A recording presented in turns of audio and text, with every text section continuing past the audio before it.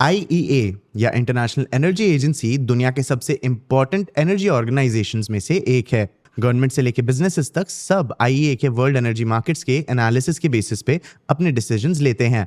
तो अगर आपको ये समझना हो कि दुनिया की एनर्जी इंडस्ट्री किस डायरेक्शन में जा रही है, तो आईईए की रिपोर्ट्स देखना एक अच्छा आइडिया होगा।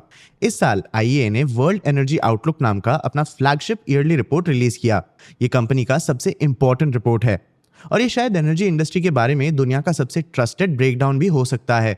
इसका लेटेस्ट एडिशन बस कुछ दिन पहले ही रिलीज हुआ है। ये एक 500 पेजेस का बहुत बड़ा रिपोर्ट है और हम इसे एक वीडियो में पूरी तरह से एक्सप्लोर नहीं कर सकते, लेकिन हम इस रिपोर्ट से 5 इंपॉर्टेंट ट्रेंड्स को आज समझेंगे। सबसे पहले हम ग्लोबल एनर्जी कंजम्पशन ट्रेंड्स देखेंगे। उसके बाद हम ग्लोबल एनर्जी इंडस्ट्री में इलेक्ट्रिसिटी के रोल को समझेंगे। हम एआई के एनर्जी कंजम्पशन के ट्रेंड्स भी देखेंगे।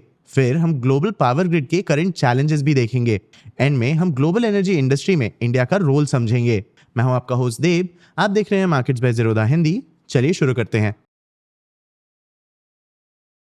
सबसे पहले ग्लोबल एनर्जी कंजम्पशन ट्रेंड्स देखते हैं। देखो दोस्तों, हमारा करंट ग्लोबल वार्मिंग टारगेट है प्री इंडस्ट्रियल लेवल्स या इंडस्ट्रियलाइजेशन के पहले के टाइम के लेवल से 1.5 डिग्री सेल्सियस ज्यादा के टेम्परेचर्स।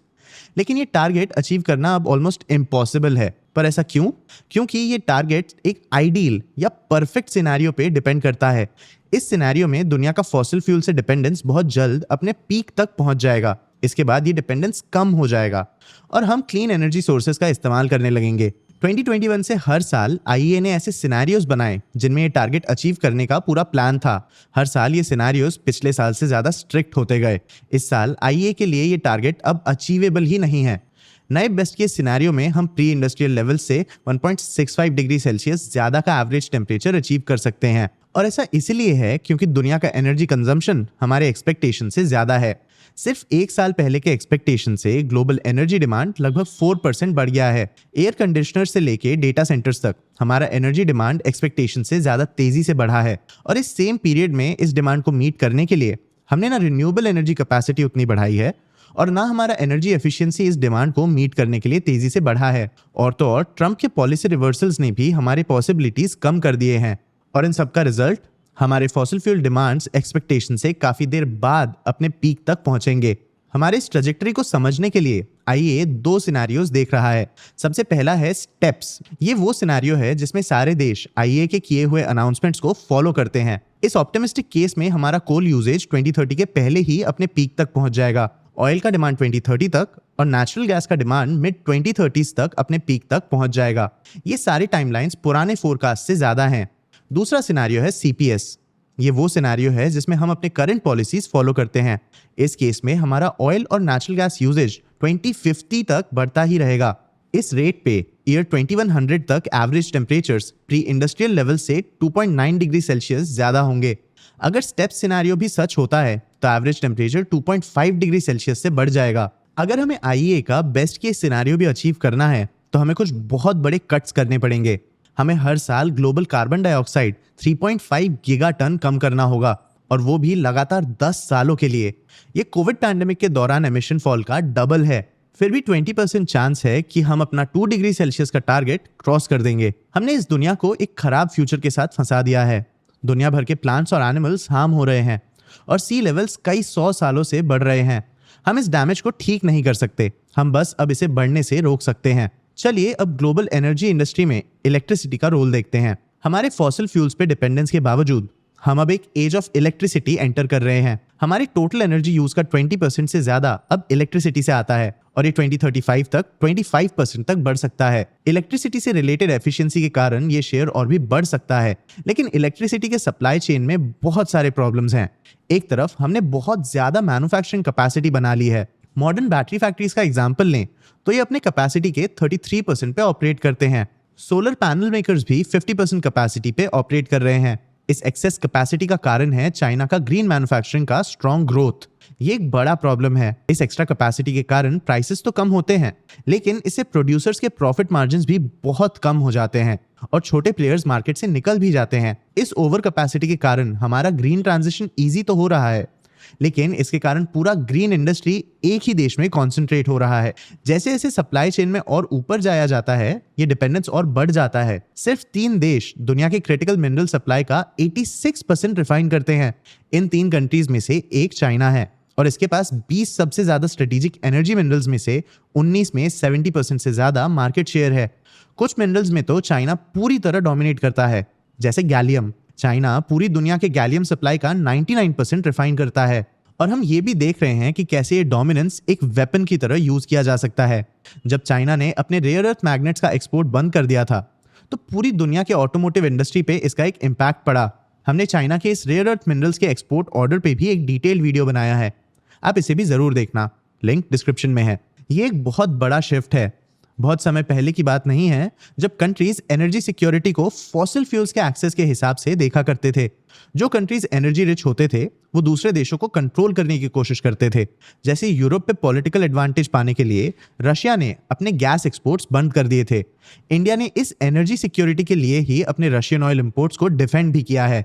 लोगों को ऐसा लगता था कि एज ऑफ इलेक्ट्रिसिटी में चीजें थोड़ी बदलेंगी। आफ्टर ऑल अलग अलग देशों के पास अब अपने लिए इलेक्ट्रिसिटी जनरेट करने के कई तरीके हैं।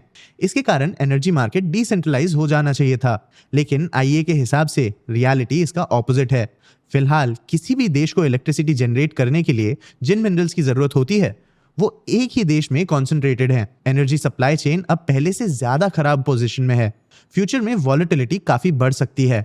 अब हम एआई का एनर्जी इंडस्ट्री पे इम्पैक्ट देखते हैं। एआई और इससे रिलेटेड इंफ्रास्ट्रक्चर हमारे बढ़ते एनर्जी रिक्वायरमेंट्स का एक बड़ा कारण है। 2025 में डेटा सेंटर्स के लिए ग्लोबल इन्वेस्टमेंट्स $580 बिलियन तक पहुंचे। इस सेम पीरियड में ग्लोबली ऑयल पे $540 बिलियन खर्च हुए थे।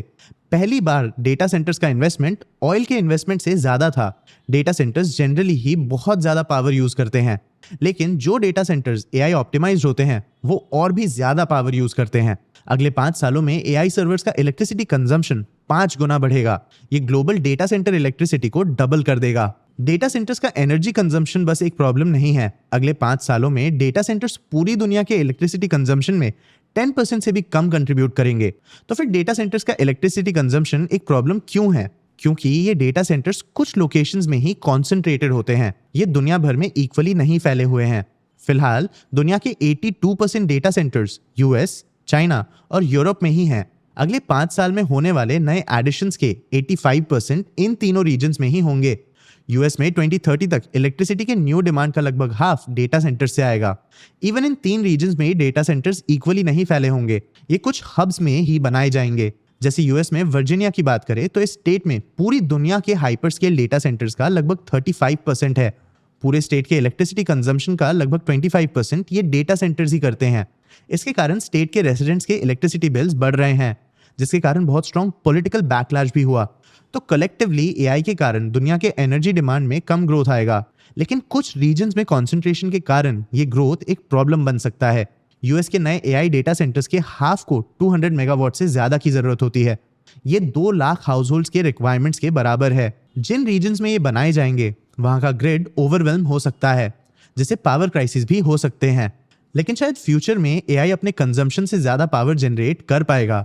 आईईए के एस्टिमेट्स के हिसाब से एआई के थ्रू ट्रांसपोर्ट से लेकर इंडस्ट्री जैसे सेक्टर्स में एनर्जी एफिशिएंसी बढ़ सकती है। 2035 तक 13.5 एक्सा जूल्स का पावर सेविंग हो सकता है। ये पूरे इंडोनेशिया के पावर डिमांड से थोड़ा ज्यादा है। अब बात करते हैं करंट पावर ग्रिड के चैलेंजेस के बारे में। जिस स्पीड में दुनिया में पावर जेनरेट हो रहा है, उस स्पीड में पावर के ग्रिड का डेवलपमेंट नहीं हो रहा। 2015 में इलेक्ट्रिसिटी जनरेशन के लिए ग्लोबल इन्वेस्टमेंट 70% बढ़ा और एनुअली $1 ट्रिलियन तक पहुंचा। ग्रिड इन्वेस्टमेंट का स्पीड इसके हाफ से भी कम था। इसकी वैल्यू फिलहाल $400 बिलियन पर ईयर है। ये रेशियो हिस्टोरिकल लेवल से काफी कम है। 10 साल पहले जनरेशन में जितना पैसा स्पेंड होता था उसका 60% ग्रिड में भी स्पेंड करते थे। आज ये नंबर 40% तक गिर गया है। इस फॉल के कारण ऑब्वियस चैलेंजेस आ रहे हैं। लगभग 2800 गीगावाट के रिन्यूएबल प्रोजेक्ट्स ग्रिड कनेक्शंस के लिए वेट कर रहे हैं। सिर्फ यही नहीं, जहां पावर की जरूरत है वहां भी ग्रिड कनेक्शंस मिलने में डिलेज हो रहे हैं। यूएस के कुछ हिस्सों में नए डेटा सेंटर्स को ग्रिड से कनेक्ट होने में 7 साल तक लग रहे हैं। मतलब पावर का सप्लाई और डिमांड दोनों है, लेकिन इन्हें कनेक्ट करने का तरीका ही नहीं है। और अगर कहीं ग्रिड कनेक्टेड भी है तो वहां कंजेशन के कारण इलेक्ट्रिसिटी प्राइसेस बढ़ रहे हैं। इसके कारण लोग क्लीन एनर्जी को अपोज भी कर रहे हैं। और कम एफिशिएंट और पोल्यूटिंग फ्यूल का इस्तेमाल रुक ही नहीं रहा है। हमारे ग्रिड को करंट और फ्यूचर डिमांड्स मीट करने के लिए इसे 11 करोड़ किलोमीटर्स बढ़ाना पड़ेगा, मतलब अपने करंट साइज से 1/3 और बड़ा। साथ ही साथ 2 करोड़ किलोमीटर एग्जिस्टिंग और पुराने लाइंस को रिप्लेस भी करना होगा। हमें इलेक्ट्रॉनिक और डिजिटल मैनेजमेंट टूल्स की भी जरूरत है।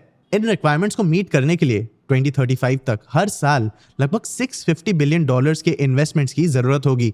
लेकिन हम बेसिक्स के साथ स्ट्रगल कर रहे हैं। पूरी दुनिया में फिलहाल ट्रांसफॉर्मर्स की कमी है।